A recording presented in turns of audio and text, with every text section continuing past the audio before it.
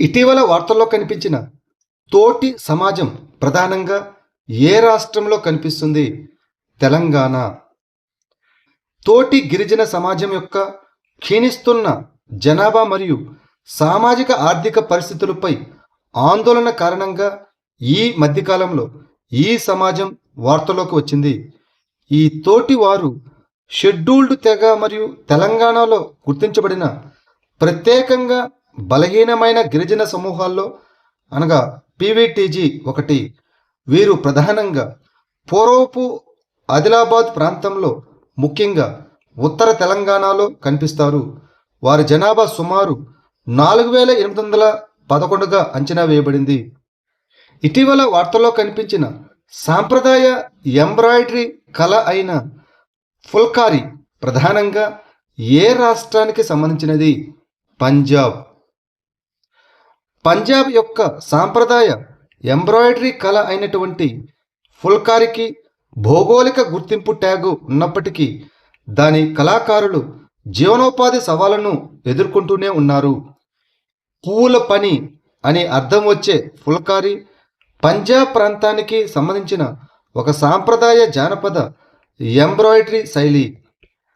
సాంప్రదాయకంగా మహిళలు ఖద్దర్ అని పిలువబడే మందపాటి పత్తి వస్త్రంపై ప్రకాశవంతమైన పట్టుదారాలతో ఎంబ్రాయిడరీ చేస్తారు. ఈ కళ వందల సంవత్సరాలుగా ఆచరించబడుతోంది. భారతదేశంలో ప్రతిష్టాత్మకమైన రాష్ట్రపతి పథకాన్ని అనగా నిషాన్ అందుకున్న 18వ కేంద్రపాలిత ప్రాంతం లేదా రాష్ట్ర పోలీస్ దళం ఇటీవల ఏది? పుదుచ్చేరి పోలీసులు.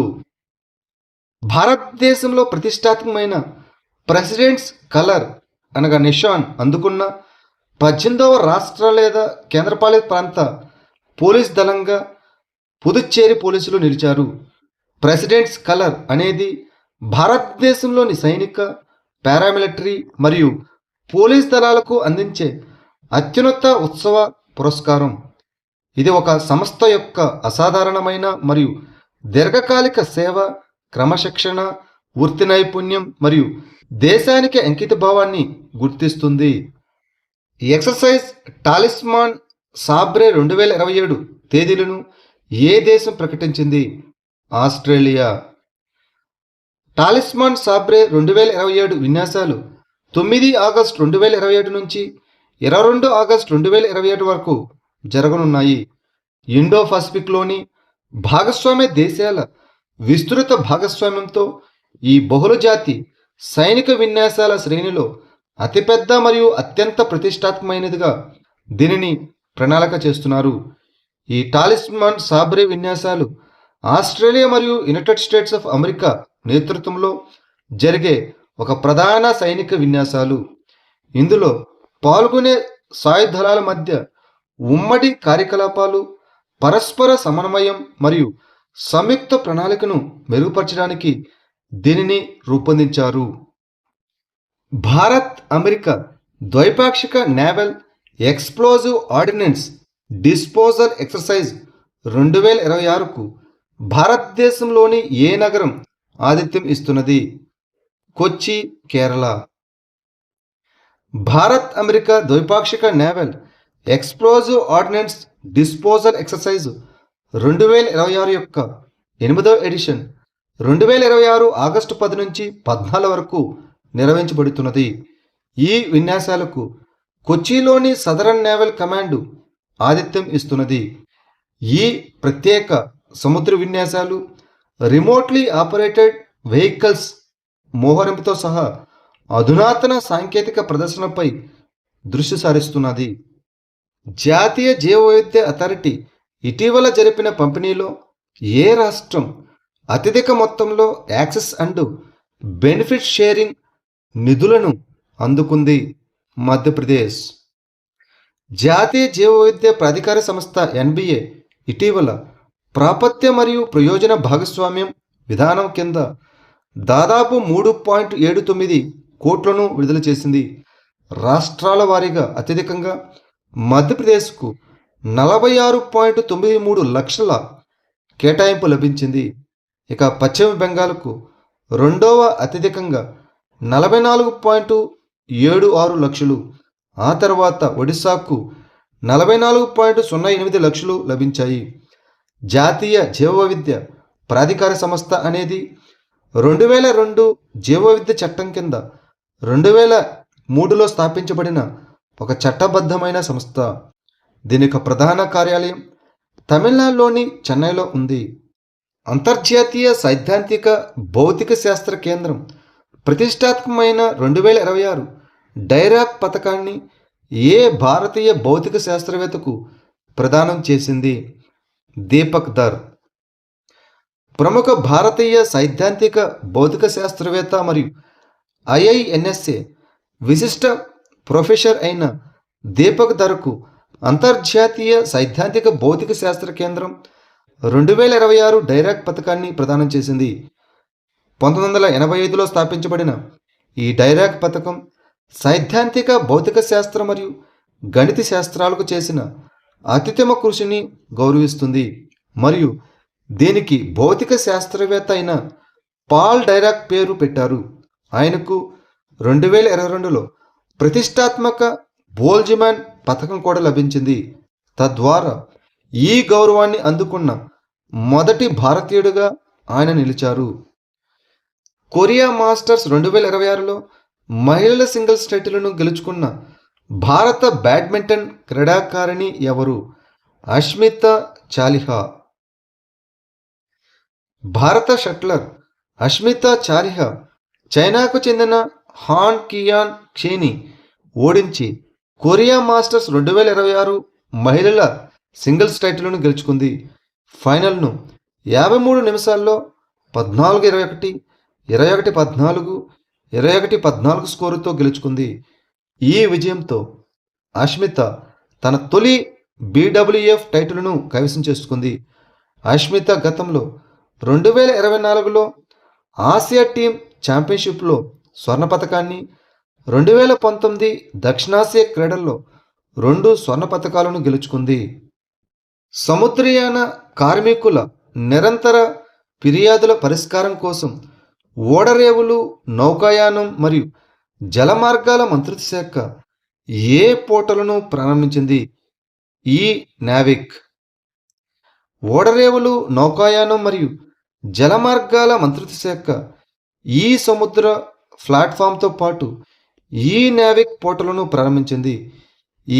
ఈ నావిక్ అనేది భారతీయ నావికులు మరియు సముద్రయాన యజమానుల కోసం 24/7 పనిచేసే ఒక డిజిటల్ ఫిర్యాదుల పరిష్కార వ్యవస్థ. నావికుల ఫిర్యాదులను పరిష్కరించడానికి పారదర్శకమైన, సులభంగా అందుబాటులో ఉండే మరియు కాల పరిమితితో కూడిన యంత్రాంగాన్ని అందించడమే ఈ పోర్టల్ యొక్క లక్ష్యం. AIM-260 జాయింట్ అడ్వాన్స్డ్ టాక్టికల్ మిసైల్స్ను ఏ దేశం అభివృద్ధి చేసింది? United states of America. అమెరికాలో తయారైన AIM-260 జాయింట్ అడ్వాన్స్డ్ టాక్టికల్ మిసైల్ను కొనుగోలు చేయనున్న తొలి అంతర్జాతీయ దేశంగా ఆస్ట్రేలియా నిలవనుంది. ఈ AIM-260 JATM అనేది అమెరికా వైమానిక దళం మరియు నౌకాదళం కోసం లాక్హీడ్ మార్టిన్ అభివృద్ధి చేసిన కంటికి కనిపించని దూరంలోకి ప్రయోగించే ఒక అమెరికన్ గగనతల వ్యవస్థ. ఈ క్షిపణి రెక్కలు లేని సూపర్సోనిక్ డిజైన్ను కలిగి ఉండి సుమారు 4 మీటర్ల పొడవు ఉంటుంది. దీని అంచనా పరిధి 180 నుంచి 200 కిలోమీటర్ల కంటే ఎక్కువ ఉంటుంది. మొబైల్ ఫుడ్ టెస్టింగ్ ల్యాబొరేటరీల కోసం భారతదేశ మొట్టమొదటి అక్రెడిటేషన్ పథకాన్ని ఏ సంస్థ ప్రారంభించింది? National accreditation board for testing and calibration laboratories NABL. Quality council of India QCI యొక్క అనుబంధ సంస్థ అయిన national accreditation board for testing and calibration laboratories mobile food testing ల్యాబొరేటరీల కోసం భారతదేశ్ మొట్టమొదటి అక్రెడిటేషన్ పథకాన్ని ప్రారంభించింది. విశ్వసనీయమైన, నాణ్యత హామీ గల మరియు అంతర్జాతీయ ప్రమాణాలతో కూడిన ఆహార పరీక్షా సేవలను ప్రజలకు మరింత చేరువ చేయడమే దీని యొక్క లక్ష్యం. కేంద్ర ప్రభుత్వం ఇటీవల ప్రారంభించిన బ్యాంక్ ఇన్ ఏ బాక్స్ అనేది ప్రధానంగా ఏ రకమైన బ్యాంకులకు మద్దతివ్వడానికి రూపొందించిన ఒక సమీకృత సాంకేతిక వేదిక. పట్టణ సహకార బ్యాంకులు. పట్టణ సహకార బ్యాంకులను యూసీబీలను ఆధునీకరించేందుకు కేంద్ర హోం సహకార శాఖ మంత్రి అమిత్ షా ముంబైలో బ్యాంక్ ఇన్ ఏ బాక్స్ను ప్రారంభించారు. ఈ ప్లాట్ఫామ్ కోర్ బ్యాంకింగ్, డిజిటల్ చెల్లింపులు, క్లౌడ్ ఇన్ఫ్రాస్ట్రక్చర్, రుణాల మంజూరు, నియంత్రణల అనుగుణ్యత వంటి సమీకృత సేవలను అందిస్తుంది. సెసనా 172 స్కైహాక్ శిక్షణ విమానాన్ని ఏ దేశం అభివృద్ధి చేసి తయారు చేసింది? United states of America. మహారాష్ట్రలోని బారామతి ఎయిర్ఫీల్డ్లో శిక్షణ విన్యాసాల సమయంలో ఇద్దరు వ్యక్తులతో ప్రయాణిస్తున్న ఒక సెసనా C-172 శిక్షణ విమానం రన్వే నుంచి పక్కకు వెళ్లడంతో దెబ్బతింది. ఈ సెసనా 172 స్కైహాక్ అనేది అమెరికాకు చెందిన విమానం. దీనిని యునైటెడ్ స్టేట్స్కు చెందిన సెసనా ఎయిర్క్రాఫ్ట్ కంపెనీ అభివృద్ధి చేసి తయారు చేసింది. ఇది పైలట్ శిక్షణ కోసం విస్తృతంగా ఉపయోగించే 4 సీట్ల ఒకే ఇంజిన్ గల ఎత్తైన రెక్కలున్న స్థిర రెక్కల విమానం. బాస్ స్కామ్ పట్ల కార్పొరేట్ సంస్థలను, ఆర్థిక నిపుణులను ఏ సంస్థ హెచ్చరించింది? I4C అనగా Indian cyber crime coordination centre. కేంద్ర హోంమంత్రిత్వ శాఖ ఆధ్వర్యంలోని Indian cyber crime coordination centre I4C market నియంత్రణ సంస్థ అయిన securities and exchange board of India సెబీతో కలిసి బాస్ స్కామ్ పట్ల కార్పొరేట్ సంస్థలను, ఆర్థిక రంగ నిపుణులను హెచ్చరించింది. కేంద్ర హోంమంత్రిత్వ శాఖ ఆధ్వర్యంలో పనిచేస్తున్న Indian cyber crime coordination centre boss scam పట్ల కార్పొరేట్ సంస్థలను, ఆర్థిక రంగ నిపుణులను హెచ్చరించింది. ఇటీవల వార్తలో కనిపించిన బ్రోమో టెంగర్ సెమిరు నేషనల్ పార్కు ఏ దేశంలో ఉంది? ఇండోనేషియా. బ్రోమో టెంగర్ సెమిరు జాతీయ ఉద్యానవనం ఇండోనేషియాలోని తూర్పు జావా ప్రావిన్స్లో ఉంది. ఇది బ్రోమో పర్వతం మరియు సెమిరు పర్వతంతో సహా దాని అద్భుతమైన అగ్నిపర్వత ప్రకృతి దృశ్యానికి ప్రసిద్ధి చెందింది. ఈ బ్రోమో పర్వతం ఒక క్రియాశీల అగ్నిపర్వతం మరియు ఇండోనేషియా యొక్క అత్యంత ప్రసిద్ధ పర్యాటక ప్రదేశాల్లో ఒకటి. సెమిరు పర్వతం జావాలోని ఎత్తైన పర్వతం. ఈ ఉద్యానవనం టెంగరు కాల్డెరా, సవన్నాలు, అగ్నిపర్వత ఇసుక మైదానాలు మరియు విభిన్న జీవవైవిధ్యానికి కూడా ప్రసిద్ధి చెందింది.